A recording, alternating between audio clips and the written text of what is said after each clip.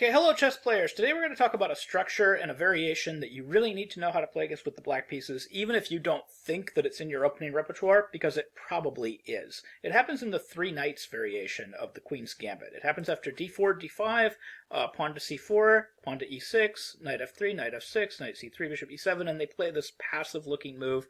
They play this move pawn to e3. Anyways, if you like content like this and want to see more of it, please hit that subscribe button and click your notification icon. So even if you don't think this is in your opening repertoire, it probably is. You can reach this not just from the Queen's Gambit declined move order that I just showed, but you can also reach this from, say, an Imzo-Indian move order, d4, knight f6, c4, e6, e3, d5 probably transposes. And you can also reach it from various, like, Queen's Gambit accepted move orders. You know, for example, d4, d5, and let's say c4, we could have dx, c4, knight f3, knight f6, e3, could transpose into a lot of the positions we're going to discuss in this video.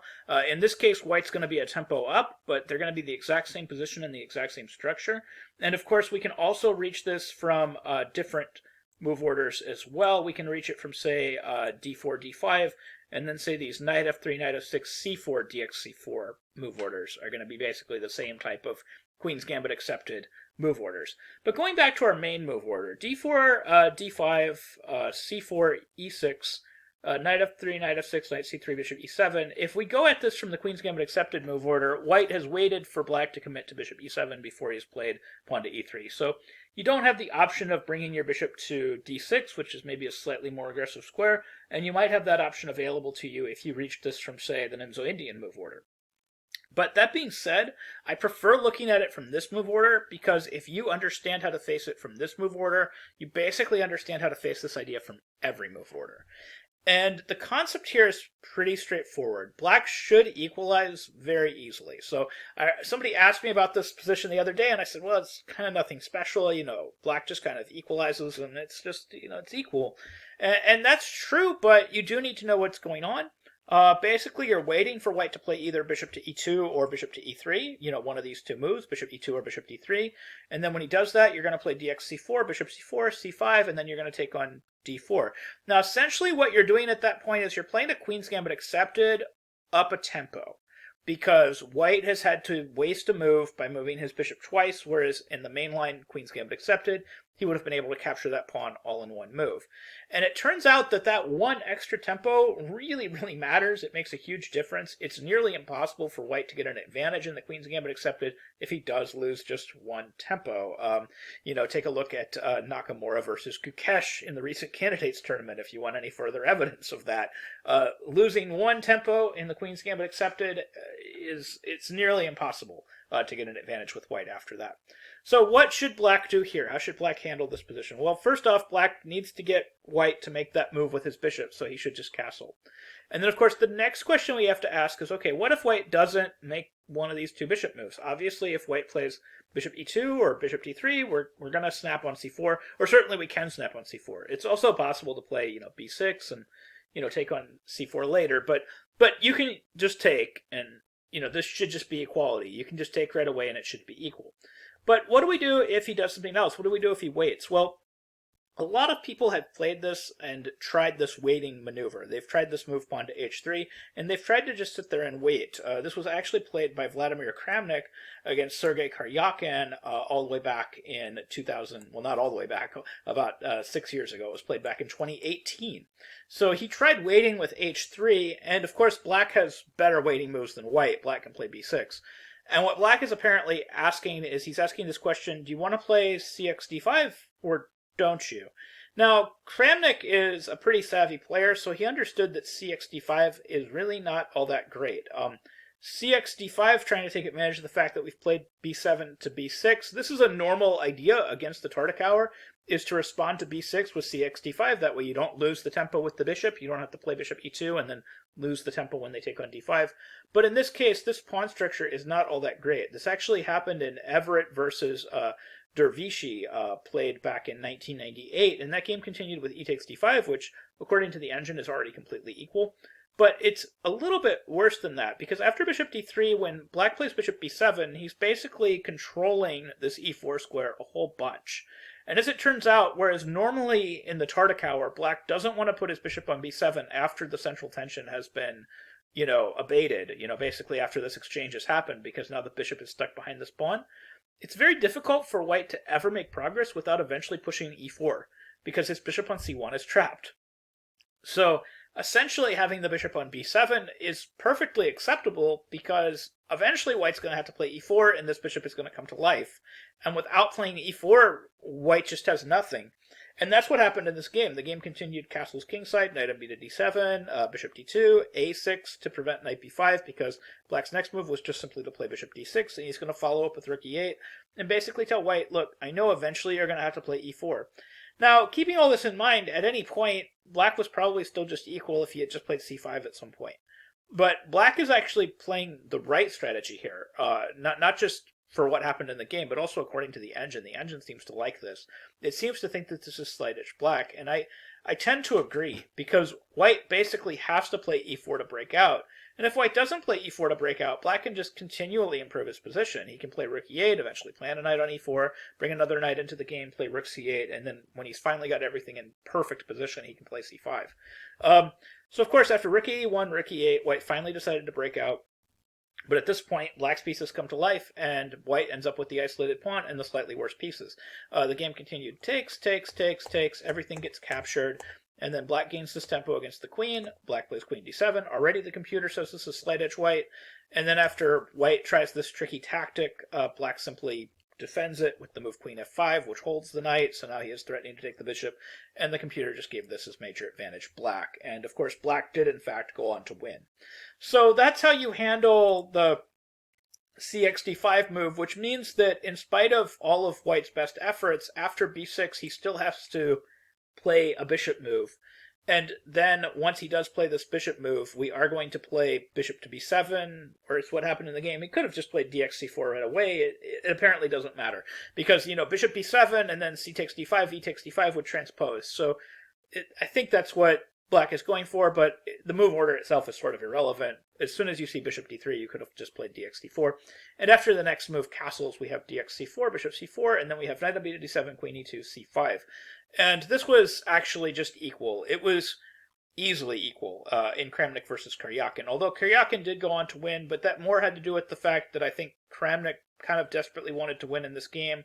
And after Karyakin just kind of established equality after the next couple of moves, which wasn't terribly difficult, Kramnik just decided to sacrifice material. He played knight captures e6 and just went for these sacrifices. But then Karyakin ended up with an advantage after queen c4, bc4, knight f8, king f8, and turns out this is advantage black, so then Karyakin went on to win. But the main theoretical position just after, just c5 is just nothing special. I mean, this is just equality. So going back to this line, e3, and then we have castles, what do we need to worry about? Obviously, we don't really need to worry about cxd4. As we've seen in those other games, it doesn't seem like this is something that we need to be afraid of. We can just focus energy on the e4 square. Eventually, white has to break through with pawn to e4, and eventually when white does break through with pawn to e4, black should have some sort of advantage. So the main thing we have to worry about is just, okay, bishop e2, and then we just take, and then they can either take on c4 right away, or they can throw in castles, a6, a4, c5, and then takes on c4, and this is going to be basically the same line where we've just thrown in a6 and a4, but essentially it's the same theory.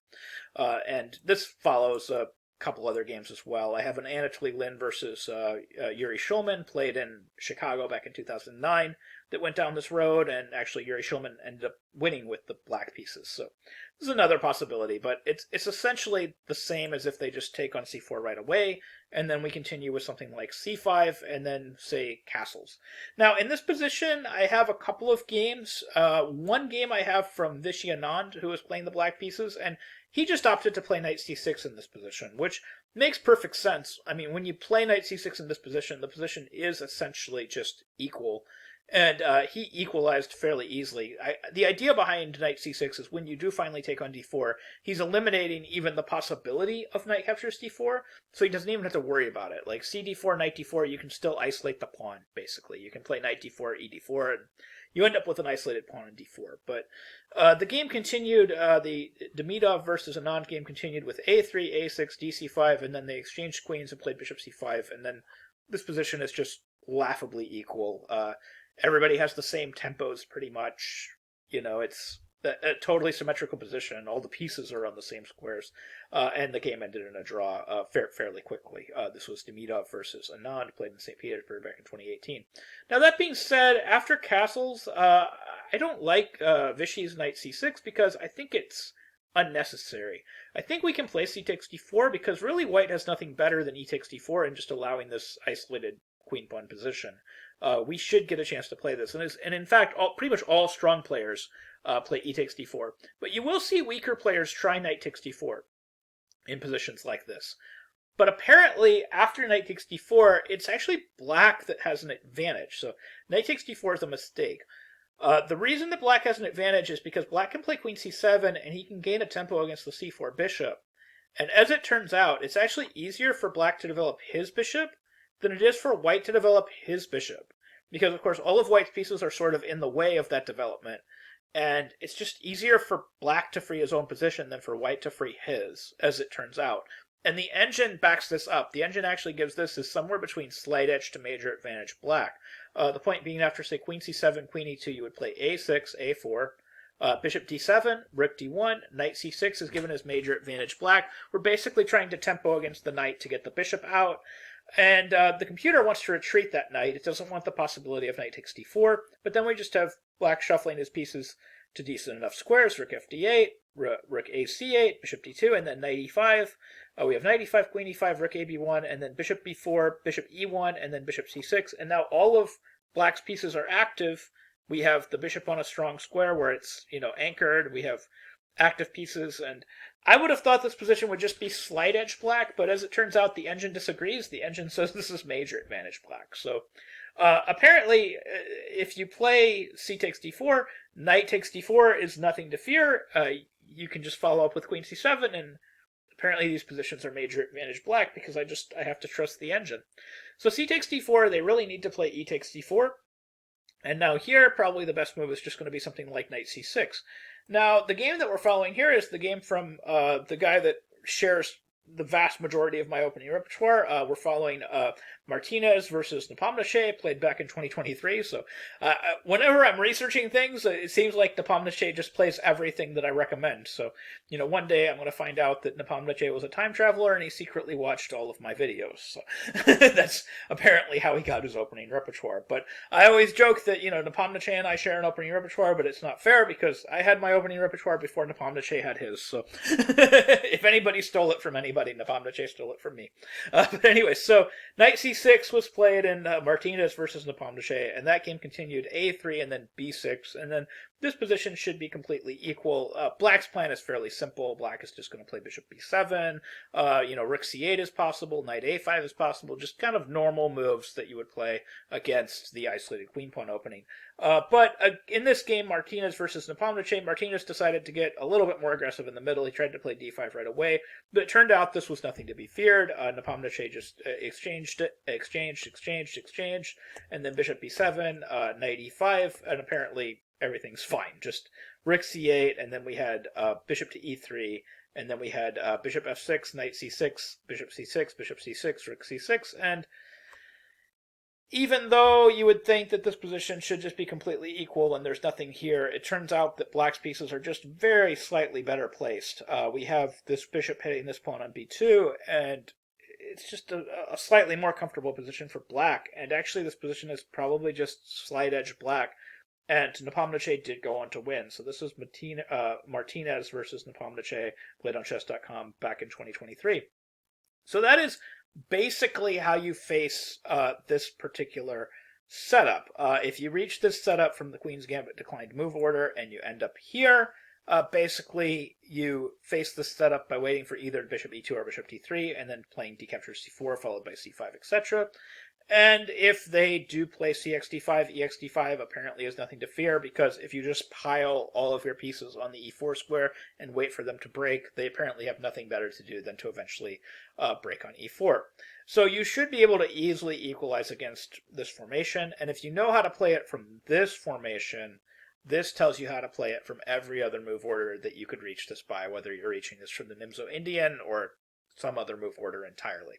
Well, anyways, I hope you found this video helpful. I hope you learned something from this video, and I hope you can use some of these ideas in your own games. Thank you very much for watching.